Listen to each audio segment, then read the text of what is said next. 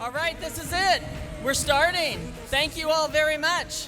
And thank you guys so much for ramping it up here. You have been phenomenal, and you all deserve a round of applause. So we applaud each other. Come on. This is it. And you see that all of you have a little bit of sugar at the table. Compliments of Mars and our wonderful We Are Still In partners for hanging in there through some really exciting days and conversations and challenging opportunities for us to look at how we can continue to be brave and to be bold. And I gave you an opportunity with 2 hours notice to sign up for We Are Still In before we went to the break. So if you haven't done it, don't worry, because we just extended the deadline. There will not ever be a deadline. This is a rolling campaign in which we will welcome your participation now, tomorrow, and forever, because until we get back in 100%, we're committed to this and we're going forward. So, the time has now come for our final panel of the 2018 Ceres Conference, which is a discussion among signatories to the We Are Still In campaign. Did you get that earlier? Yeah, okay. It's the largest and broadest network ever assembled of non-federal U.S. organizations acting together on climate change. And before we welcome our distinguished panel, we'd like to share a brief video to help set the stage. Maestro?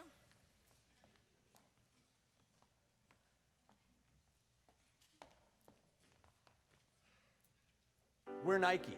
We're still in. We've committed to climate action, have gone 100% renewable energy in North America, and we're not stopping there.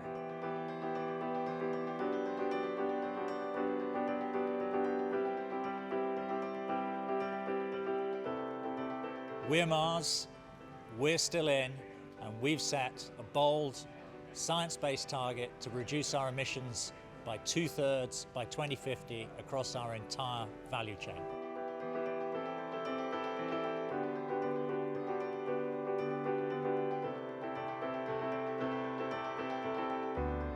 We are JLL, we are still in, and we are committed to leading the built sector to a low-carbon future. We're Microsoft, we're still in, and we're committed to reducing our carbon emissions by 75% by 2030.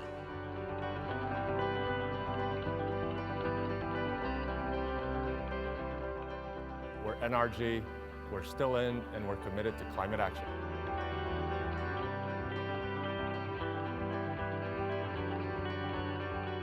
We're HP, we're still in, and we're committed to driving a circular, low-carbon economy.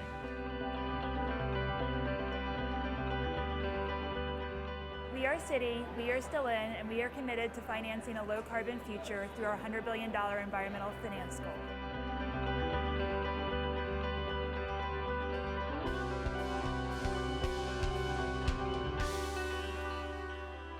We are Target, we are still in, and we're committed to ambitious goals like 100% renewable energy. We're putting rooftop solar on 500 of our stores. We're Dignity Health, we're still in, and we're committed to a healing mission. That translates to a commitment to a triple bottom line: healthy people, healthy economy, and a healthy planet.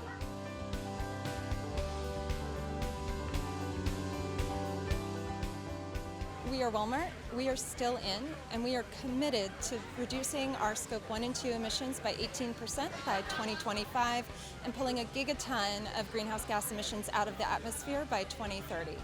We are Ingersoll Rand, we are still in, and we are committed through our climate commitment to a 50% reduction in the greenhouse gas footprint of our refrigerants portfolio and a 35% greenhouse gas emissions reduction of our own emissions.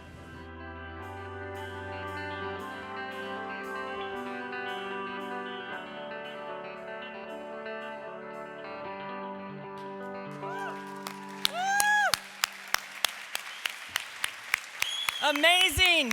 Thank you so much, every single one of you. We are still in. We are all in.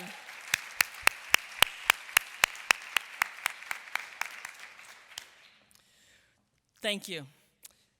So, we all know that President Trump announced his intention to withdraw the United States from the global U.S. Paris Agreement last June.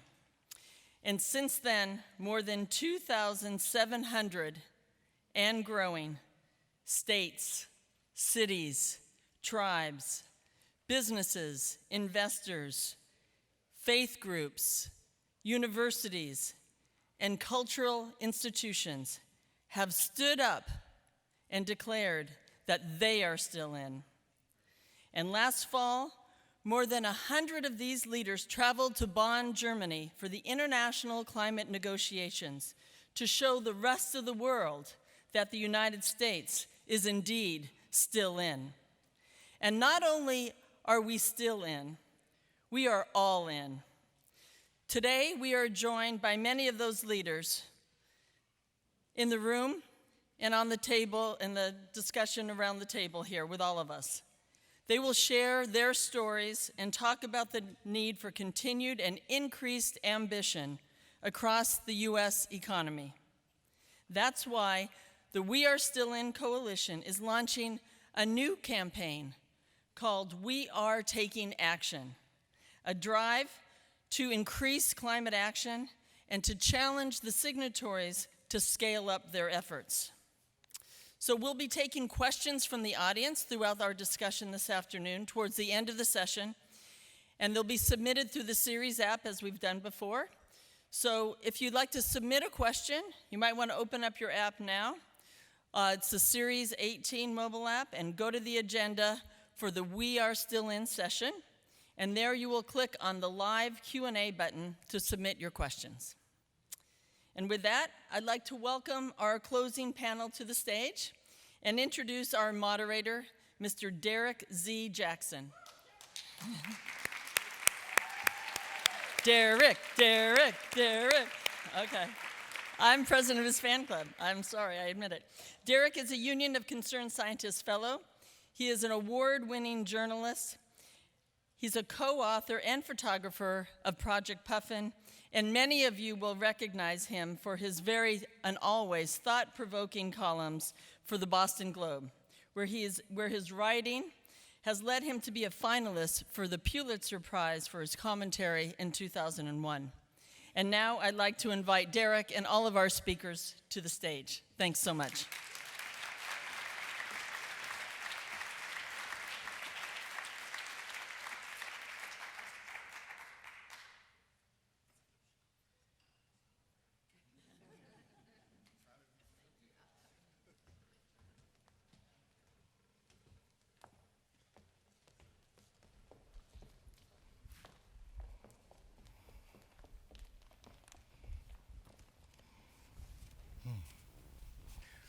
Thank you very much, Dawn.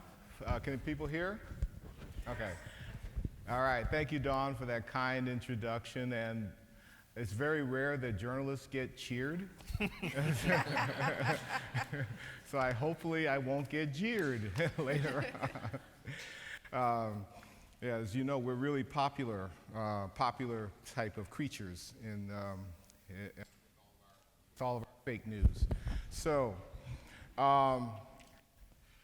Thank you for assembling this panel and inviting me to moderate it.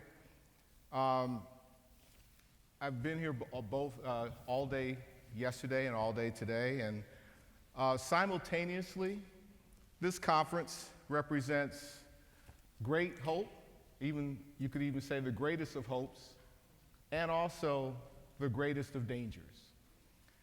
The hope is in what Ceres has accomplished to this point in corporate and investor responsibility toward a sustainable planet, including having Citi announce today that it's in with lots of money. To all the panels that I personally attended on electric vehicles, carbon taxes, supply chains in Bangladesh, and investor engagement. And also, and very important to me, as an African American, the voices such as Karen Castillo on the lived reality of Latinos under climate change, and Michelle Romero of Green for All on the efforts making it very clear that the efforts about climate change will not remotely be realized without the full engagement of communities on the front lines who are dealing with the most direct effects of climate change, health, and everything else.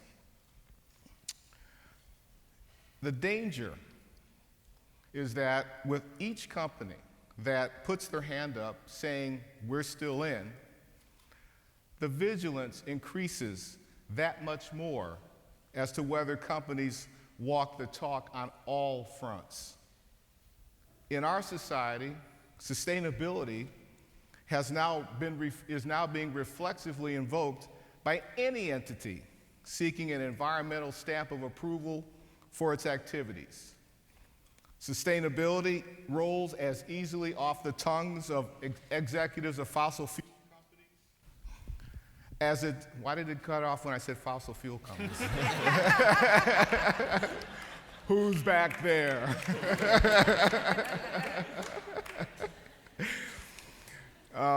It rolls as easily off the lips of fossil fuel companies as it does off the proponents of solar and wind.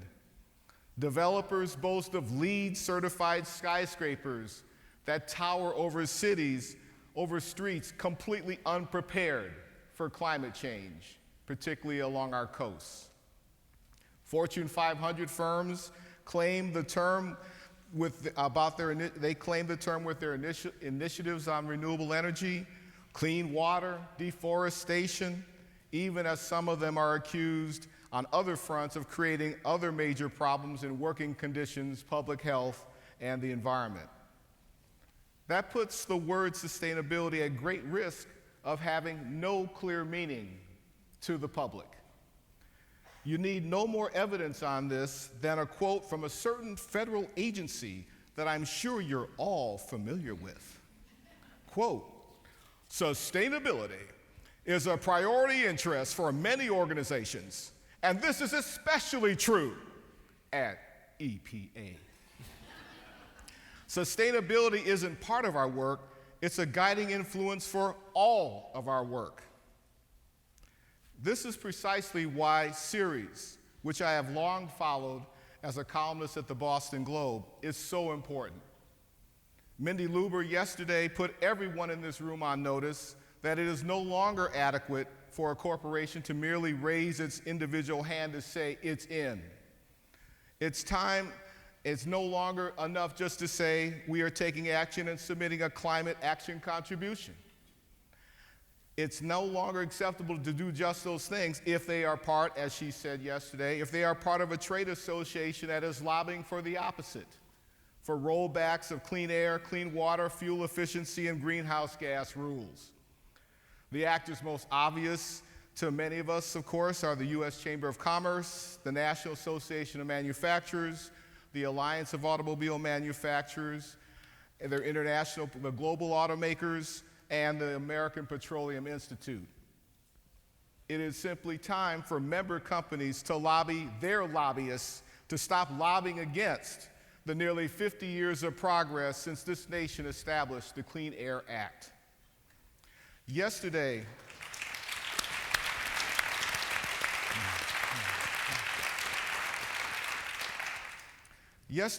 Mary Robinson, the former president of Ireland, quoted Bishop Desmond Tutu in saying he was a prisoner of hope. Tutu himself said about climate change, reducing our carbon footprint is not just a technical scientific necessity, it has also emerged as the human rights challenge of our time. The question, of course, is how quickly can we meet that challenge? With me to address some of those questions to close this conference are Mayor Lionel Johnson of St. Gabriel, Louisiana, or should I say Louisiana? Louisiana. Okay.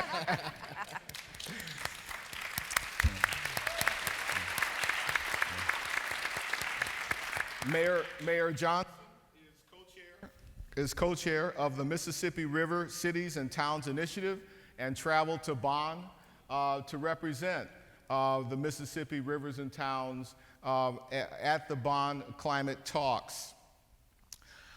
We also have Dr. Elisa Nunez to my right next to me. She is the president, and this is a miracle in university presidencies these days. She's in her 13th year as president of Eastern Connecticut State University.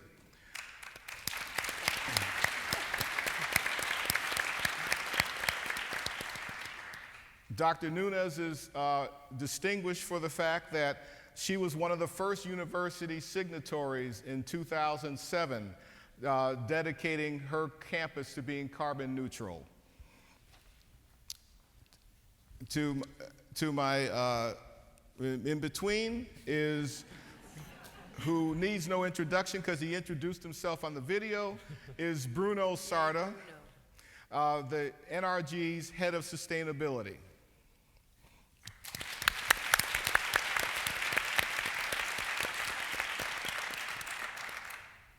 And he's got a long track record, not just at NRG, but with Dell, in driving collaboration and deepening business relationships along the lines of sustainability, and was named as one of the most influential sustainability voices in America by a newspaper that I actually think prints real news, The Guardian.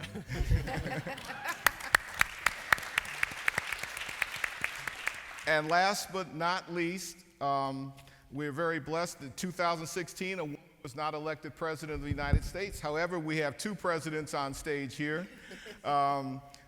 Besides Dr. Nunez, we have Michelle Wu of the Boston City Council, who's the first, when she was elected at the age of 28, she was the first Asian American woman to be elected to the Boston City Council, and then became the first woman of color president of the Boston City Council.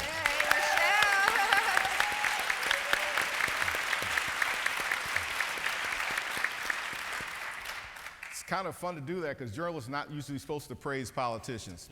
So, among her many important roles on the City Council, she serves as the chair of the Committee of Planning, Development, and Transportation, and she also authored Boston's City Community Choice Energy Authorization Order, enabling Boston to switch residents and small businesses to alternate electricity contracts with higher renewable energy content through municipal aggregation. And you can translate that later.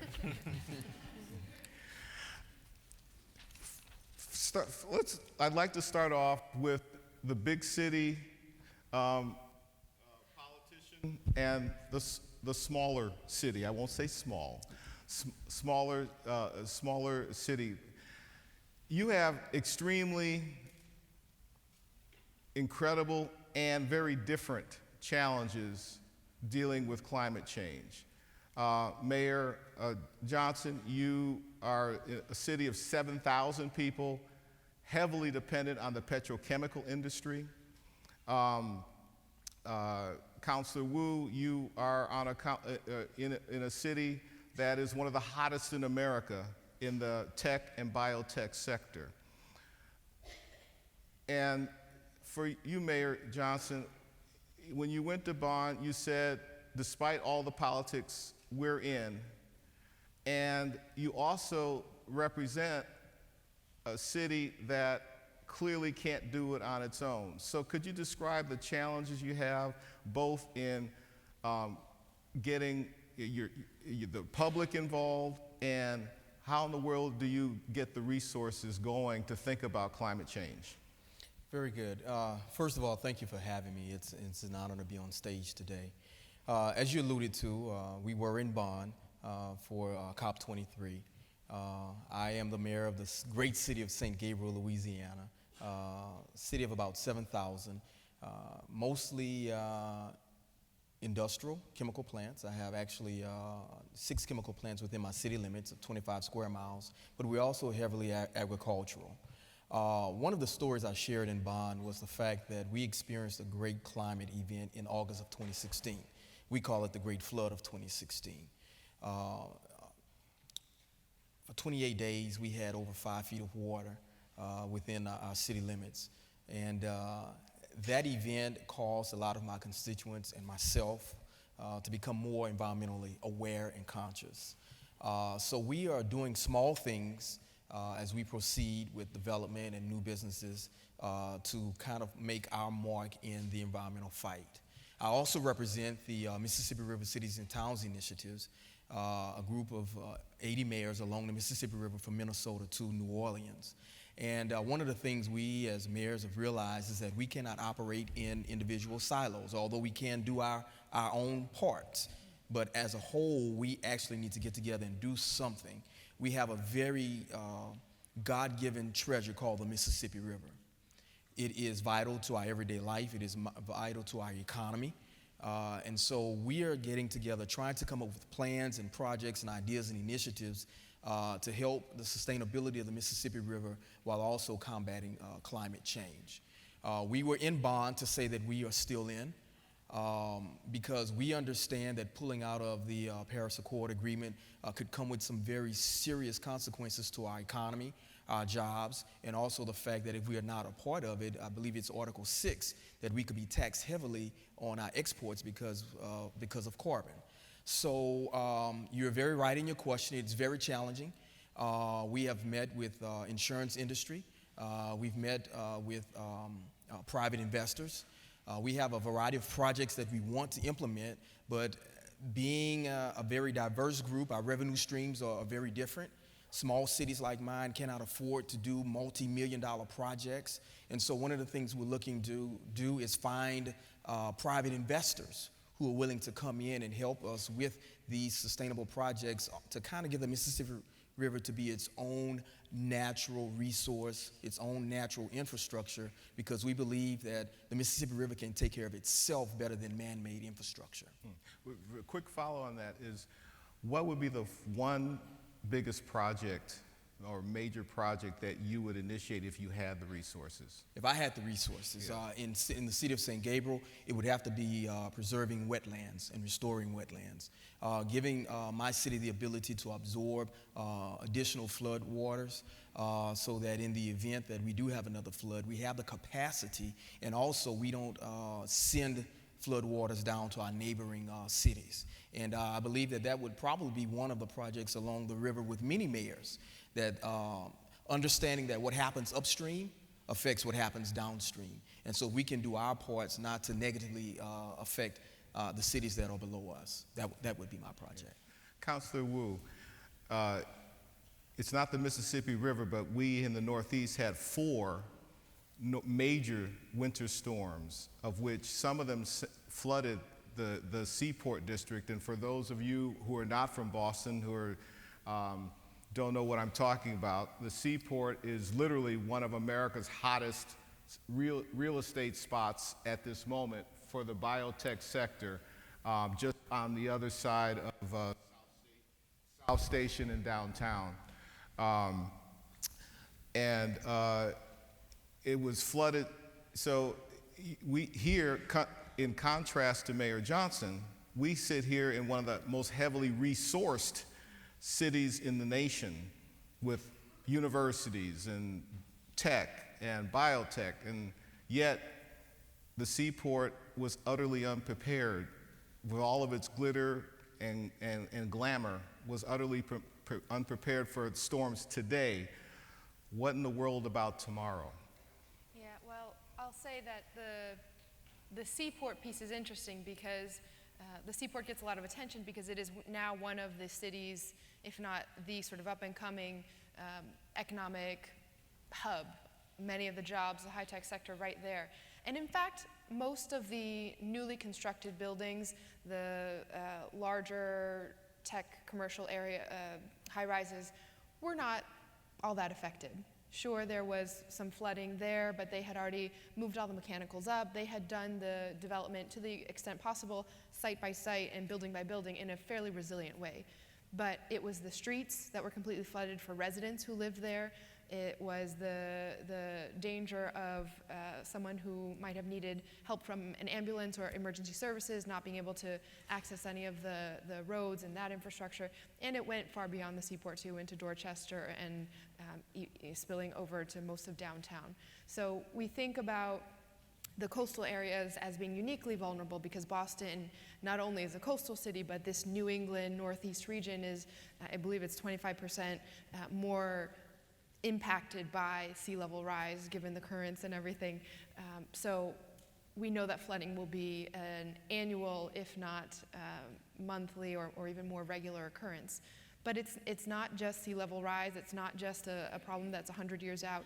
This is happening every day now, every year now. The heat from urban heat island effect is affecting workers who need to be outside and communities who are already low income and vulnerable residents who are already struggling to make ends meet, now having to think about how do I pay for flood damage and all of this. So the impacts are not spread out equally, and I try to keep climate justice as a major focus in that we need to make sure every single resident, but particularly low-income communities, and in Boston, that coincides very much so with communities of color, that these residents are just as prepared as our high-tech commercial developments.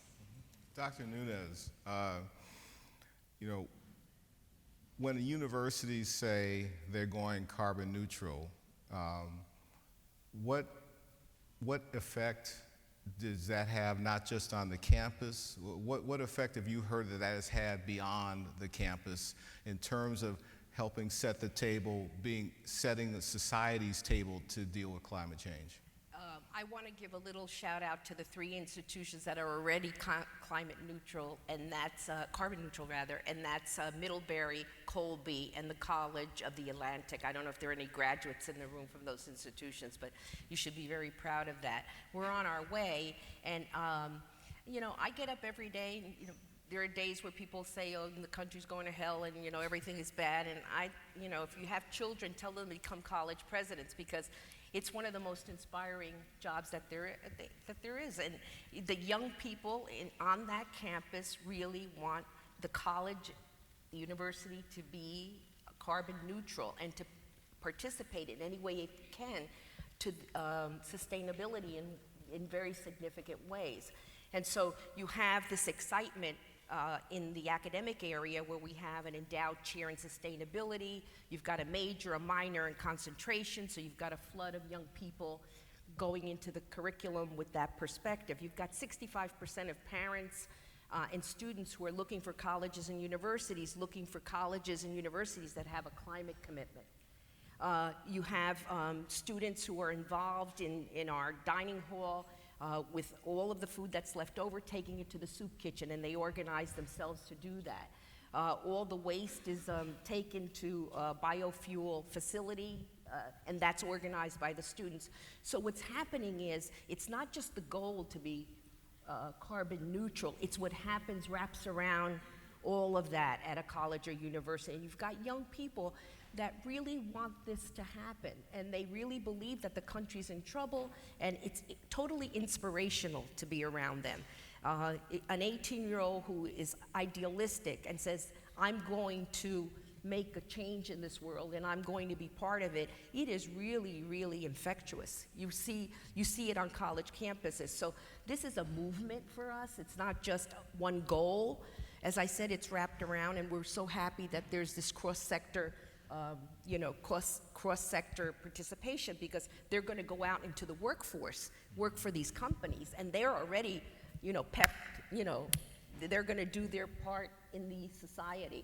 And so I think it's really important that colleges and universities take this seriously and not just have a green campus, but make it a way of life on the campus in terms of the curriculum, as I said, what we do on campus. And then the third part for us, and I'll finish here, is we have an Institute for Sustainability which works with all the cities in Connecticut, and we're totally funded by foundation, private funding for that institute.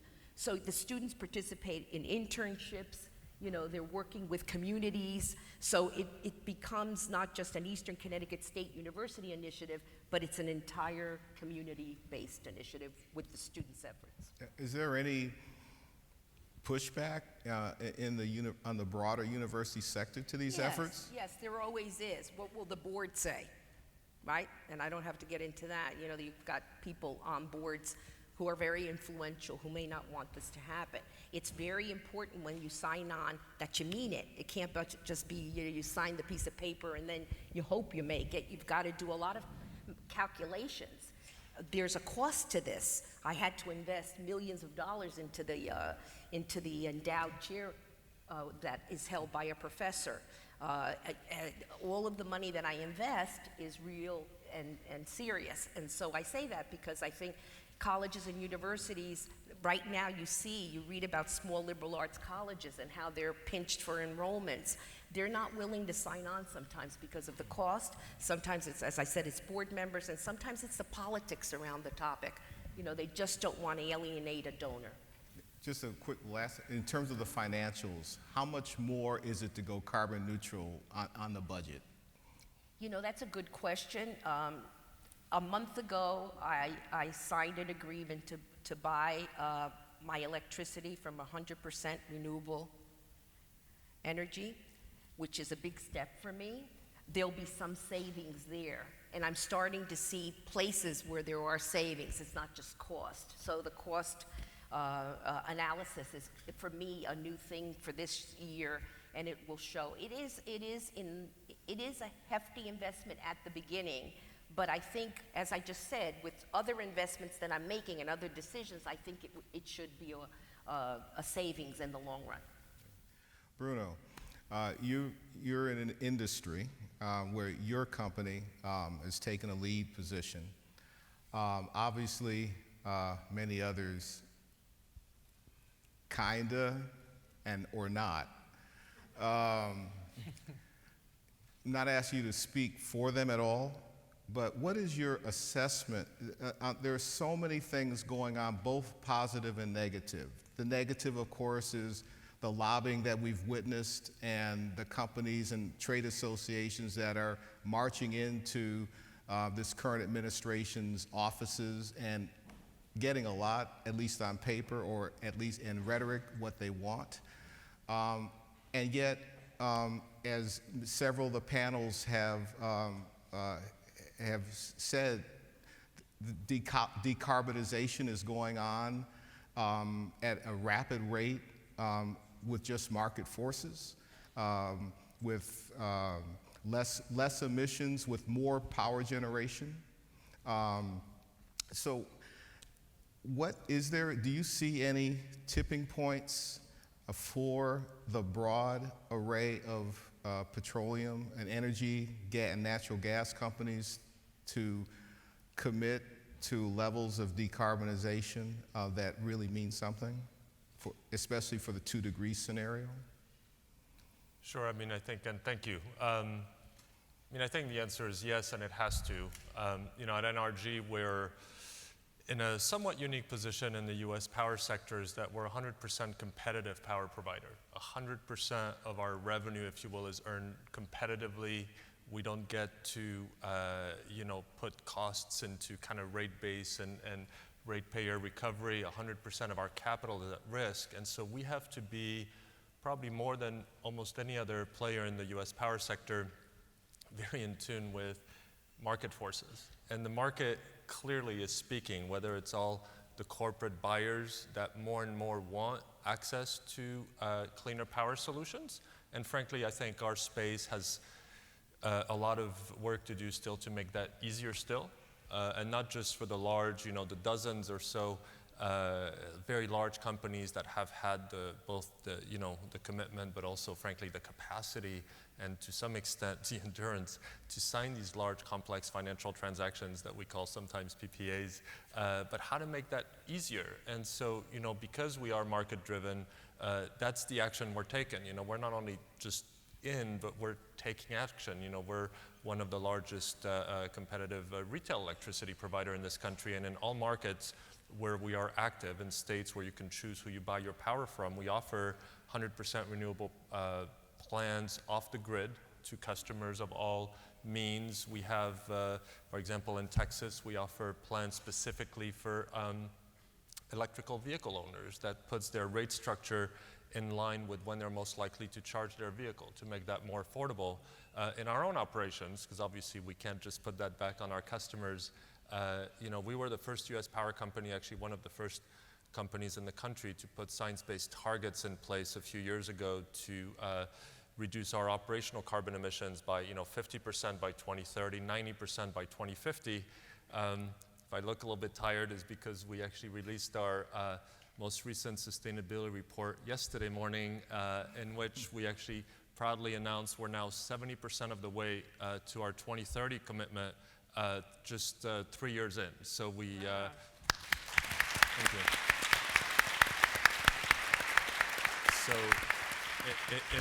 in our case, and with a lot of support from our executive team and governance body, our board, we're leaning into this, because for us it's good business, it's better business, and that's where we draw our energy, no pun intended. I also spend a decent amount of time on university campuses because I'm also on faculty at Arizona State University.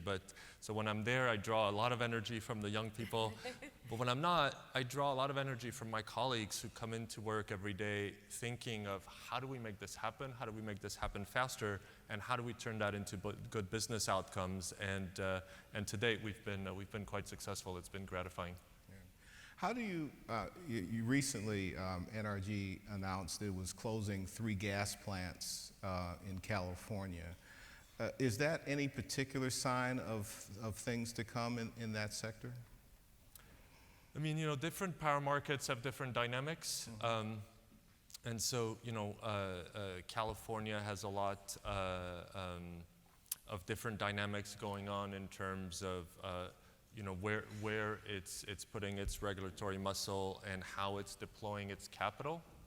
So we continue to have a lot of power generation assets in California, as well as a lot of customer business there. We work in close partnerships with some of our utility partners, because often we provide the wholesale power generation for those.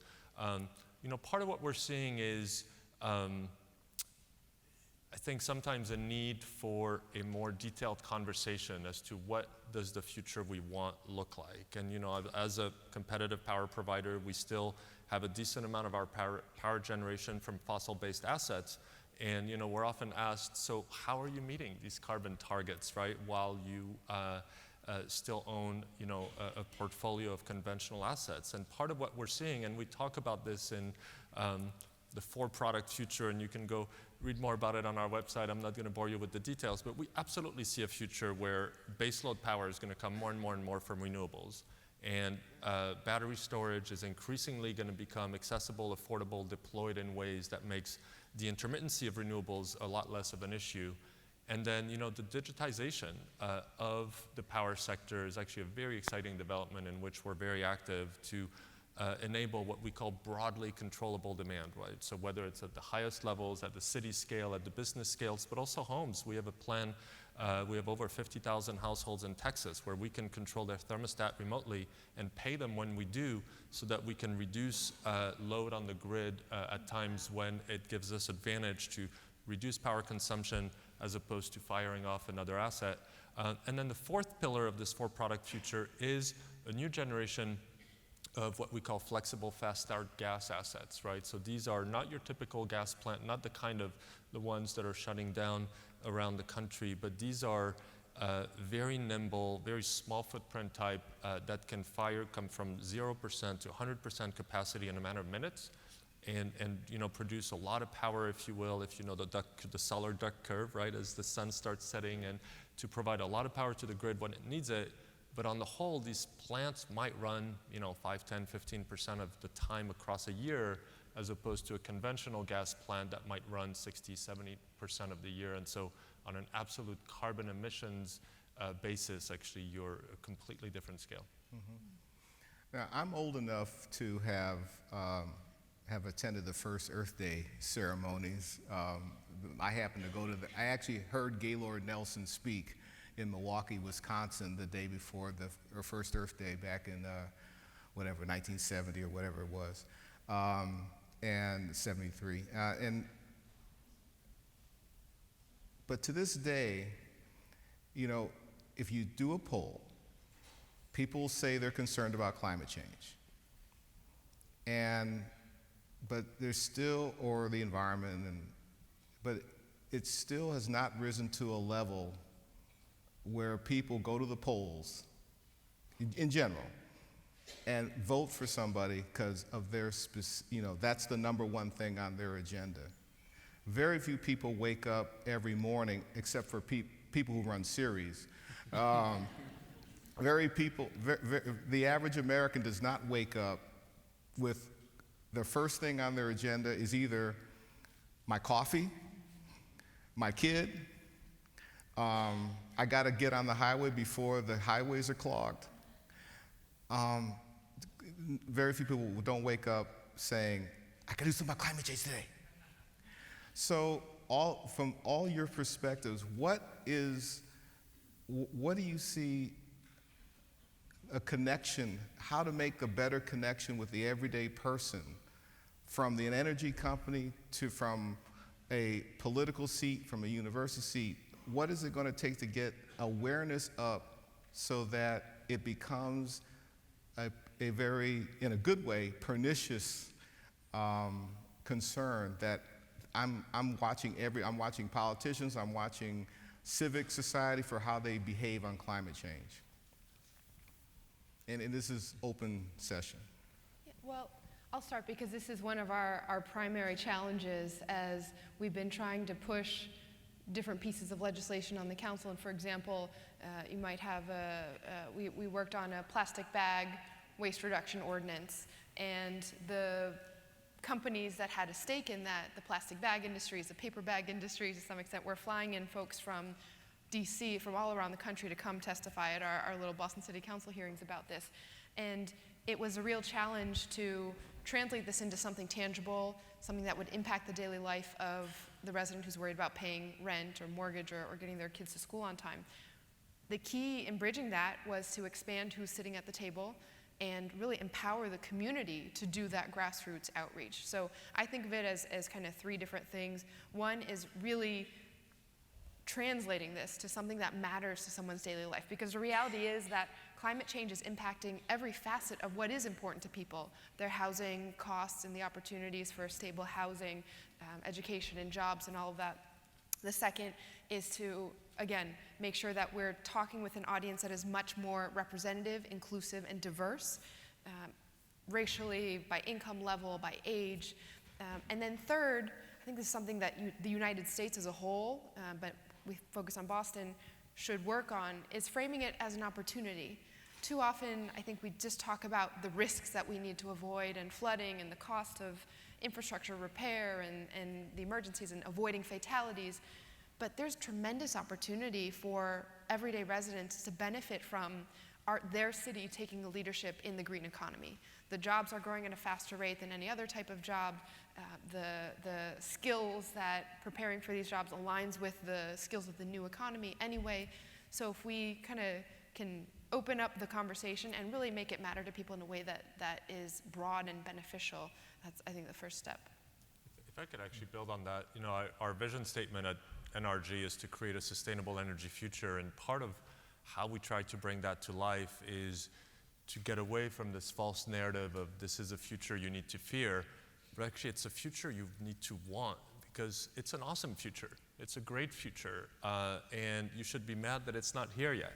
And so, the more we kind of create that perception of pull, and whether it's our retail electricity customers who are interested in, better connected homes where they have much better control and knowledge and visibility as to, where their power costs go, because, in some of our markets, the cost of power for a household can be high, and especially those whose incomes are tight already, and we see the rising number of heating degree days or cooling degree days, and we know this is going to be a financial strain. So how do we create better solutions for our customers to control their costs, to have visibility, to feel empowered with new solutions? And again, this is something they should crave as opposed to fear. On my end, I have a little bit of an advantage because for my people and people along the Mississippi River corridor, it's personal. We've had 500-year rain events, 500-year flood, 1,000-year rain event, hurricanes, droughts, tornadoes. It's personal. We don't want to hear people say that climate change does not exist. Okay, it doesn't exist. But guess what?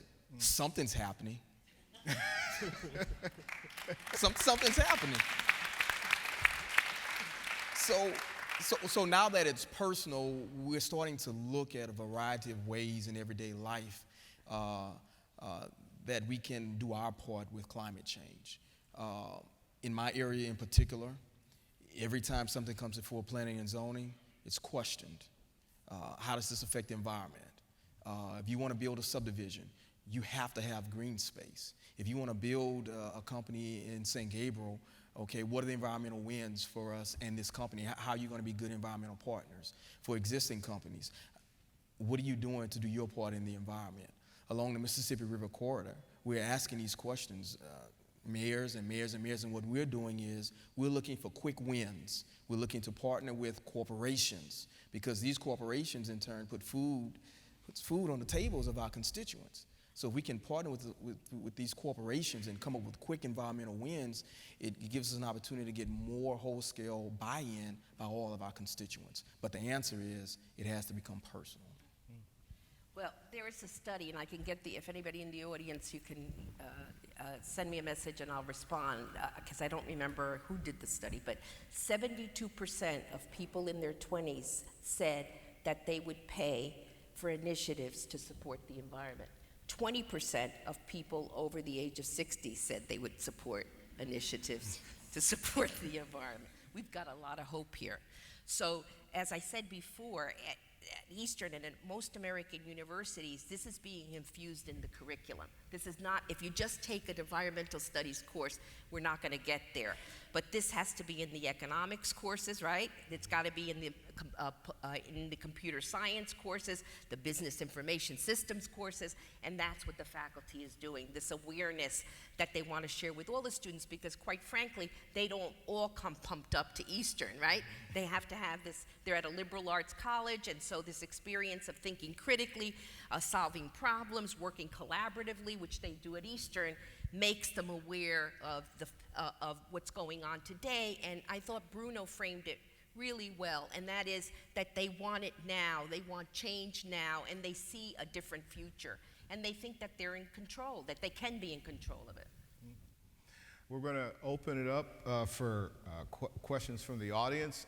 Before we do that, I do have to say I was laughing with the audience when Mayor Johnson's last comments, because I was down in Louisiana a year ago for the Union of Concerned Scientists in a town, a port oil and gas town, Port Fourchon. And down there, I was chatting with the NOAA, the guy from NOAA who does all the water measurements, and NOAA's working with the industry to let them know what's happening ocean-wide as far as the Gulf of Mexico is concerned. And it was funny because they built a big highway, like 30 stories over the bayou. They've raised up other roadways. They're doing certain kinds of special dredging. And so I asked at lunch, I asked some of the executives, I said, so why isn't that preparation for climate change? And they said, oh, no, we don't talk about that here. No.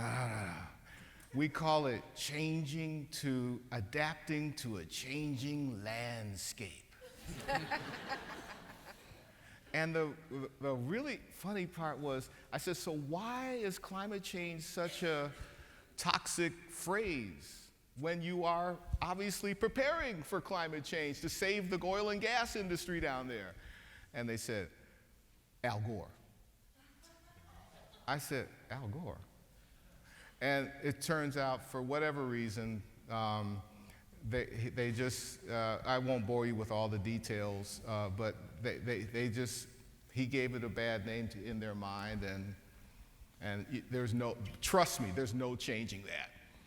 So, and that's long after he's been out, not not vice president. So with that, Ryan, do you have some questions from the audience? We do, and some of them are very similar, so we're going to sort of combine them, squish them into one question. The first one is the We Are Still In group seems to be talking about trying to or approaching meeting the U.S. Paris goals with kind of in the absence of strong federal policy. But what do you all view from when you represent your sectors or your organization as the role of either state level or federal level policy in terms of its importance in driving emissions reductions? Oh, and I'm sorry, and your each organization's role in that effort. I mean, I can start because one of the key instruments that the previous administration had started advancing as a way to meet the commitments of the Paris Agreement was the Clean Power Plan, and there was a lot of talk as to, you know, what would happen if that went away. And, you know, the good news for sure is that when you look at what's happening in our sector, and certainly, you know, we were proud to be at the vanguard, but there's plenty of the very large power companies now in this country that have either set science-based targets, not all, and if they're in the room, you know, go for it. It's not as nearly as painful as you think. You know, quite a few have committed to We're Still In, and those that haven't, you know, again, come talk to me and I'll be happy to talk you into it. But when you actually add up the commitments and to some extent even the achievements to date, including ours, but not just, we're seeing a lot of positive momentum to actually go beyond what the Clean Power Plan was going to mandate. In the past few months, we've seen at the federal or state level a lot of interference in our ability to actually follow the market and follow what our investors, so whether it's, again, you know, out-of-market subsidies for certain types of generation, those kinds of things. So the main thing we're looking for and asking for and very openly advocating for is get out of our way, because we're going faster than you were going to have us go anyway. I think it's a bottom to top effort that needs to take place. As mayors, we have to have those small wins I alluded to, and we need to pressure our state legislators as well as our governors, and then have them to apply that same pressure to the top. We already have some wins. We've been able to get some multi-million-dollar funding in terms of pre-disaster mitigation. We were able to get a few things inside of the ominous bill, which was passed. We presented an infrastructure plan to the president as well. But it's going to have to be kind of a grassroots from the bottom to the top effort. And like you said, get out of our way, help us, or get out of our way.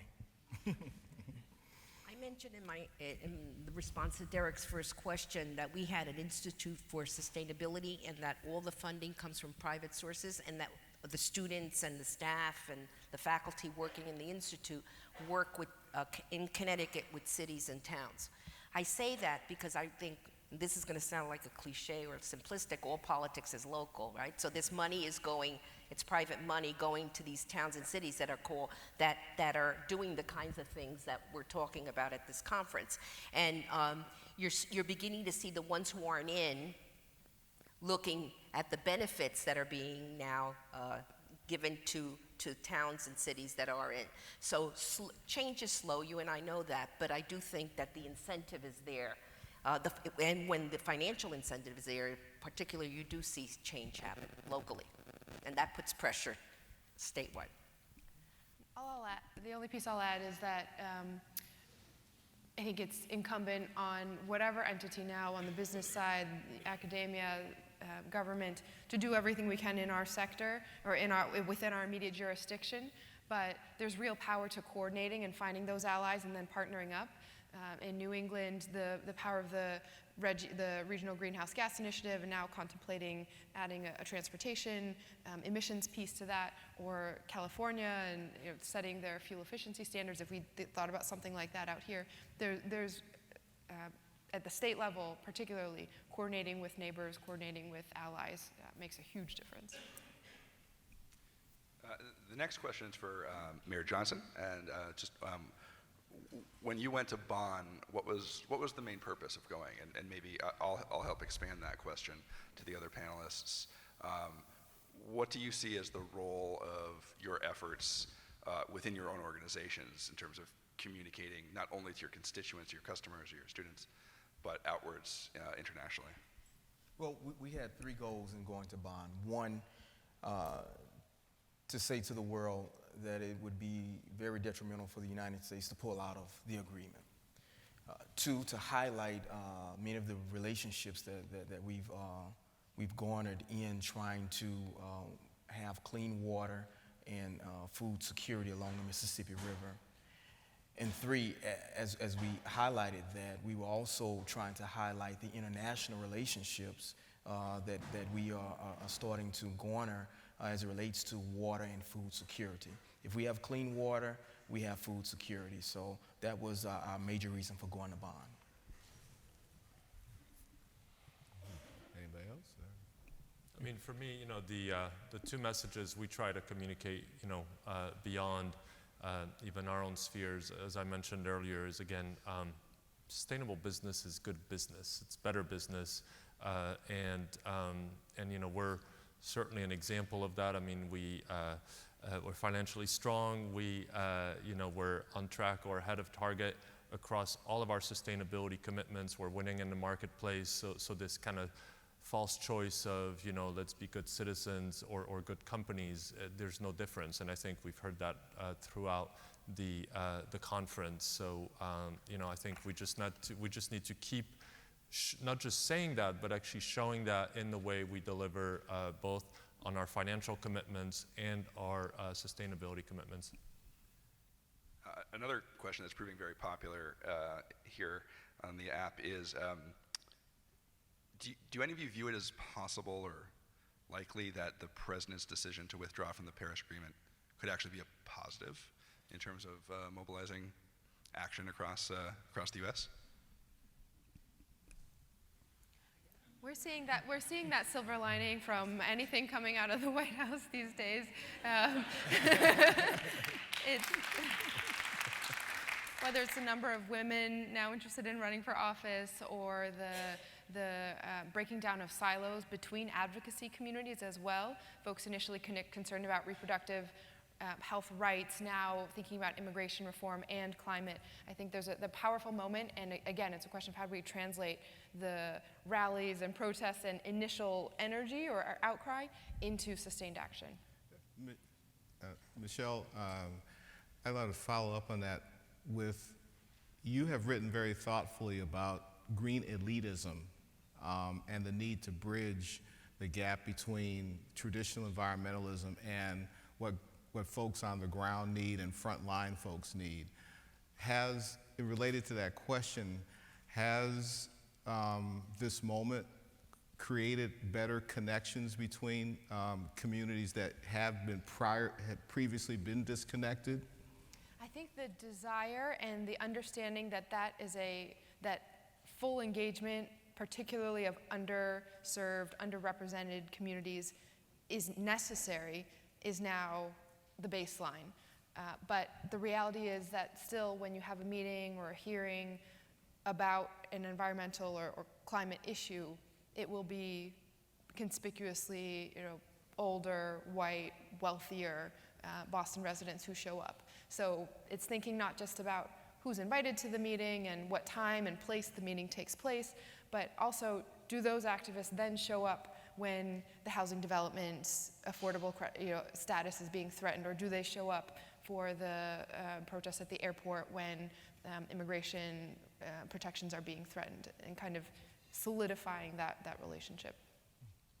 That's probably the way I was going to answer that as well, is I think business has very much realized in the past year, and not just certainly on climate matters, but on all kinds of other social dimensions, some of which you just mentioned, is that there's a sense of, business can no longer feel comfortable in its kind of Switzerland-like neutrality of, these are government matters. These are societal matters because, as you mentioned earlier, our employees are demanding that of us, our customers are demanding that of us, our communities are expecting that of us. And so, I wouldn't necessarily call it a positive, but certainly don't let a good crisis go to waste in terms of, really kind of solidifying the role of business in leading and finding its voice and finding its feet and seizing that opportunity, especially since we need to move fast. I mean, many of these issues we don't have decades to solve, and I think business, especially in this country and the economic system we've built,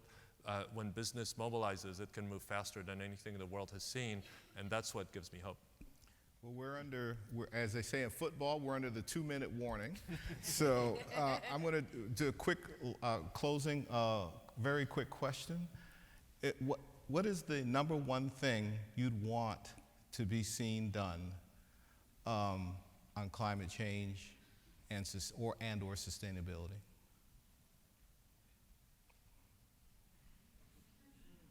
Which were you going to? Whoever wants to go first. I think you've read, and there's a lot being written, Derrick, you know that, about college presidents being afraid to speak up because, and I mentioned boards and political situation and all of that, and I think it's time.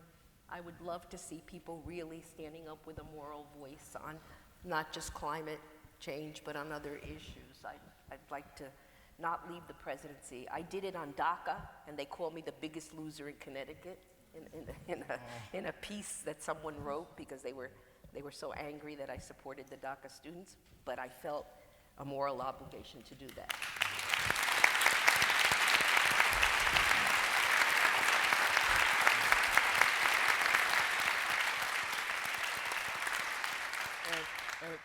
You should know that the president has, I believe, 200 DACA students on her campus. We have more, but those 200 are paid by the Graham Foundation. They come full paid students to Eastern. Go ahead. I was just going to say, I think, I've heard throughout this conference, I mean, we don't need to invent the solutions we seek. We just need to deploy them at scale. They pencil out. We have the capital markets represented here. I think now we need to, find the kind of how to grease the wheels necessary so that between cities, between institutions of knowledge, between business institutions, we find those things that work. We turbocharge the deployment of them. Frankly, let the young people, I mean, we've seen it with the Parkland kids and others, the more we give them a voice, the more things tend to happen. And so let's just get it done.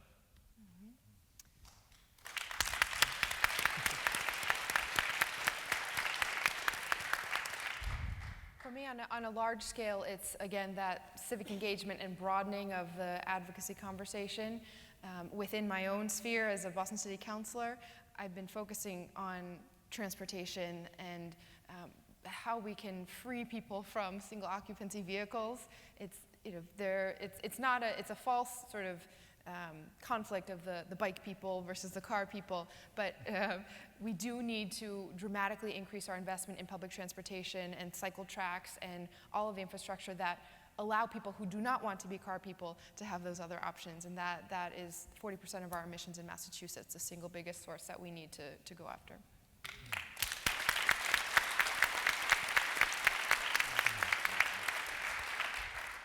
Well, when you talk about climate change, you can go in so many different avenues. Maybe a philosophical answer. God has given us two great gifts, life and this planet that we live on. And for everybody to recognize that their responsibility is to live the best life that they can live and to take care and keep this planet that we live on in the best shape possible and leave it better than how we found it. If everybody can do that, we'll make great strides.